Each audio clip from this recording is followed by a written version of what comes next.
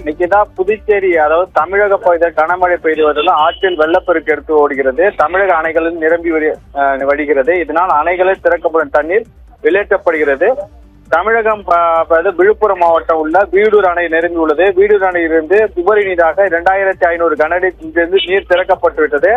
தொடர்ந்து 3 நாட்களாக தண்ணீர் திறந்து விடப்படுவதால் புதுச்சேரி சங்கராபரணி ஆற்றில் வெள்ளப்பெருக்கு ஏற்பட்டுள்ளது.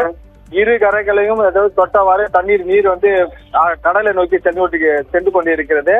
புதுச்சேரி பகுதியில் கைக்கிலாம்பட்டு ஆற்றில் கடல் போல் காட்சி அளிக்கிறது. இதனால் தண்ணீர் வேகமாக இரு கரைகளும் தொட்டு கடலை நோக்கி செல்வதால் வெள்ளப்பெருக்கு எடுத்து செல்கின்றது.